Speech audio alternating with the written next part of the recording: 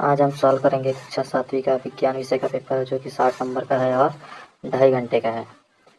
चलिए देखते हैं जो कि आपका 18 तारीख को होने वाला पेपर है, अरे 19 तारीख को होने वाला है विज्ञान का। चलिए हल करते हैं इसको। पहला है परजीवी का उदाहरण है। परजीवी का उदाहरण क्या है? सूरजमुखी नहीं है, गुलाब नहीं है, घटपर्णी नहीं है, तो क्या है? अमरबेल इसका उदाहरण है। चलिए आगे बढ़ते हैं। प्रश्न नंबर दूसरा, चीरने एवं फाड़ने वाले दांत कहलाते हैं। तो चीरने एवं फाड़ने वाले दांत कौन से कहलाते हैं? चवर्णक नहीं होते हैं, कृतंक नहीं होते हैं, अग्र चवर्णक नहीं होते हैं, कौन से होते हैं? रदनक। क्या आंसर आएगा प्रश्न नंबर दूसरे का? रदनक। अगला प्रश्न है प्रश्न नंबर 3, निम्नलिखित में से डॉक्टरी थर्मामीटर की परास होती है। डॉक्टरी थर्मामीटर की परास कितनी होती है बताइए? डॉक्टरी थर्मामीटर की परास कितनी होती है बताइए? 35 डिग्री सेंटीग्रेड से 42 डिग्री सेंटीग्रेड होती है। ये तो नहीं होता है, ये भी नहीं होता है, ये भी नहीं होता है, तो क्या होता है? 35 डिग्री सेंटीग्रेड से 42 डिग्री सेंटीग्रेड, ये राइट आंसर है। अगला है प्रश्न नंबर 4, भौतिक परिवर्तन का गुण है। भौतिक परिवर्तन का गुण क्या है भाई?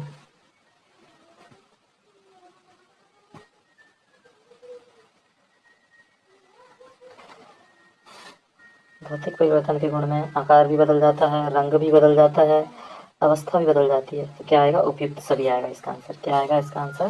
भौतिक परिवर्तन का गुण है उपयुक्त सभी। चलिए आगे बढ़ते हैं। अगला प्रश्न है प्रश्न नंबर 5।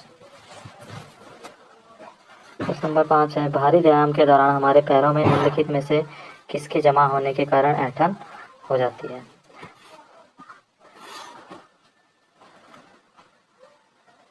तो भारी व्यायाम के दौरान हमारे पैरों में निम्नलिखित में से किसके जमा होने के कारण ऐंठन हो जाती है? किसके जमा होने के कारण हो जाती है? कार्बन डाइऑक्साइड के कारण नहीं होती, अल्कोहल के कारण नहीं होती, पानी के कारण नहीं होती, किसके कारण होती है? लैक्टिक एसिड के कारण होती है, लैक्टिक अम्ल के कारण। अगला प्रश्न है रिक्त स्थान प्रश्न क्रमांक 6 से 10। प्रश्न क्रमांक 6, नीचे दिए गए रिक्त स्थानों की पूर्ति कीजिए, प्रत्येक प्रश्न के लिए 1 अंक निर्धारित है। प्रकाश संश्लेषण क्रिया में पादप वायुमंडल से क्या लेते हैं?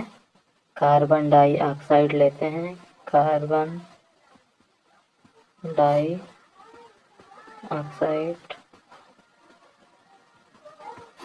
लेते हैं तथा ऑक्सीजन का उत्पादन करते हैं, कार्बन डाइऑक्साइड आएगा। अगला है प्रश्न नंबर 7, सूर्य से पृथ्वी तक उष्मा से आने वाले प्रक्रम को खालिस्तान कहते हैं। क्या कहते हैं? विकिरण कहते हैं। क्या कहते हैं? विकिरण। सूर्य से पृथ्वी तक उष्मा के आने वाले प्रक्रम को विकिरण कहते हैं। अगला है प्रश्न नंबर 8, हवा में आर्द्रता नमी अधिक होने पर लोहे पर क्या लगता है? जंग जल्दी लगती है, जंग जल्दी लगती है। अगला है रक्त परिसंचरण तंत्र की खोज किसने की थी?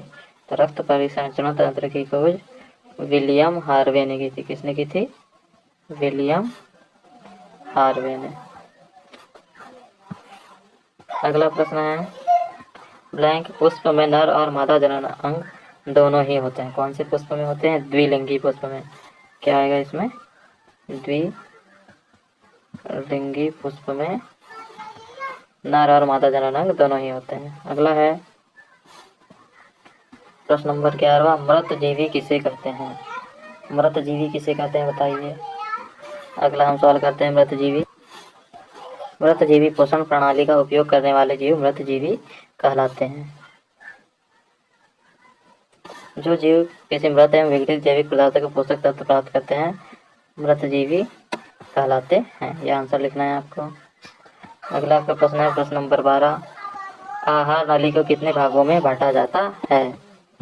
आहार नली को कितने भागों में बांटा जाता है देखते हैं।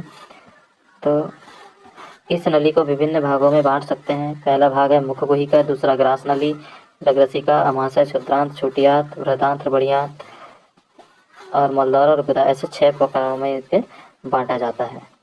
अगला प्रश्न है पुष्पा स्थानांतरण करने में चालन एवं संवहन की प्रक्रिया में अंतर बताइए। ऊष्मा स्थानांतरण करने में चालन एवं संवहन की प्रक्रिया में अंतर बताना है।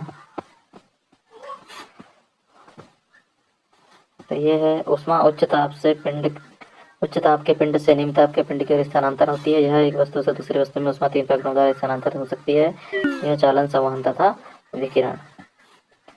अगला प्रश्न है 14 नंबर। प्रश्न नंबर 14 है, जंग का आणविक सूत्र और रासायनिक नाम क्या है? तो प्रश्न नंबर 14 का उत्तर लिखेंगे हम।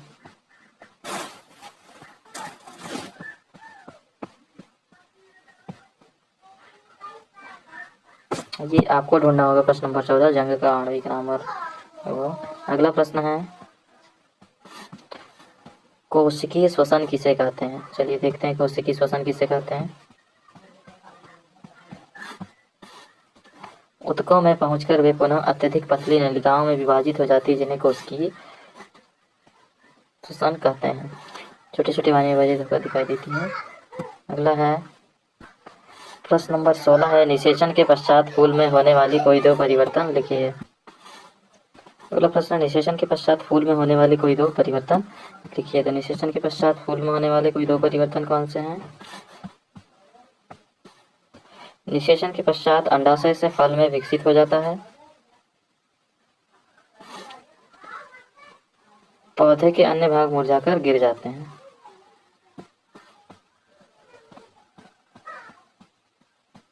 प्रश्न नंबर 17 है,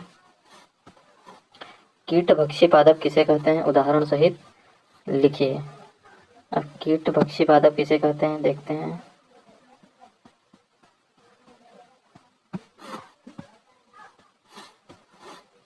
कीटों का भक्षण करने वाले ऐसे पादप कीटभक्षी पादप कहलाते हैं। विनेश फ्लाइट तथा संडेव कीटभक्षी पादपों के दो अन्य उदाहरण हैं। घड़े में उपस्थित पाचक रस कीटों द्वारा पाचक में जाता है। कीटों का भक्षण करने वाले ऐसे पादप कीटभक्षी पादप कहलाते हैं।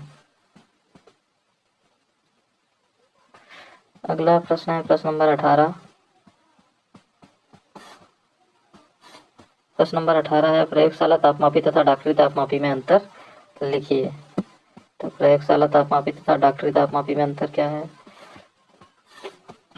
डॉक्टरी थर्मामीटर का उपयोग शरीर का ताप मापने के लिए किया जाता है। इस थर्मामीटर का परिसर 35 डिग्री सेंटीग्रेड से 42 डिग्री अन्य प्रयोजन के लिए हम प्रयोगशाला तापमापी का उपयोग करते हैं। तापमापी का परिसर प्रायः -10 डिग्री सेंटीग्रेड से 110 डिग्री सेंटीग्रेड होता है। अगला प्रश्न है, आपको 3 द्रव दिए गए हैं, जिनमें से एक हाइड्रोक्लोरिक अम्ल है, दूसरा सोडियम, तीसरा शक्कर का विलयन। आप हल्दी के सूचक के रूप में उपयोग करके उनकी पहचान कैसे करेंगे? यह है इसका आंसर।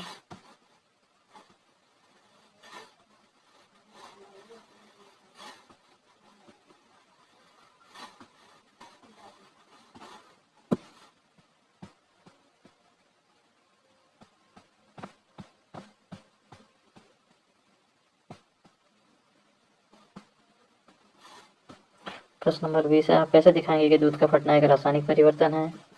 क्या होगा यदि रक्त में पट्टी कुंडने हुई? सभी प्रश्न के उत्तर हम लाइन से देखते हैं। अम्ल वर्षा किसे कहते हैं?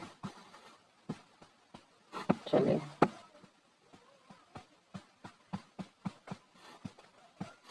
प्रश्न नंबर 20 है, दूध का फटना एक रासायनिक परिवर्तन है। दूध से एक बार दही बनने के बाद उसे वापस दूध में नहीं बदला जा सकता। दूध में मौजूद लैक्टोज जीवाणुओं की वजह से लैक्टिक एसिड में बदल जाता है। 21वां प्रश्न है, क्या होगा यदि रक्त में पट्टिकाणु नहीं होंगे? पट्टिकाणु चोट लगने पर थक्का जमाने में सहायक है। यदि पट्टिकाणु नहीं होंगे तो चोट लगने पर थक्का नहीं जमेगा। थक्का न जमने से शरीर के अधिक रक्त बह जाएगा, जिससे व्यक्ति की मृत्यु भी हो सकती है। अगला प्रश्न है, शरीर के सभी अंगों के रक्त की आवश्यकता क्यों होती है? रक्त ऑक्सीजन, भोजन, हार्मोन से बना ऐसे पदार्थ शरीर के विभिन्न भागों में ले जाता है। कार्बन डाइऑक्साइड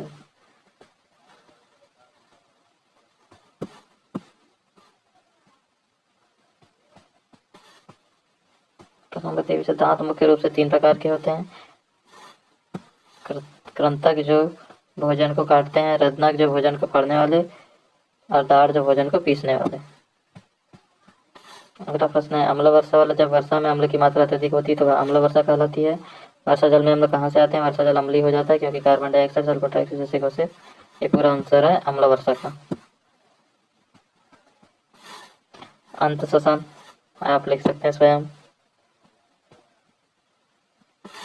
प्रश्न नंबर 26 है, नर तथा मादा युग्मकों के युग्मन संयोग द्वारा बनी कोशिका युग्मन कहलाती है। अगर बच्चों आपको वीडियो पसंद आया तो चैनल को सब्सक्राइब और वीडियो को लाइक कर दीजिए, जिससे सारे क्वेश्चन के आंसर आपको अवेलेबल हो पाए हर विषय के।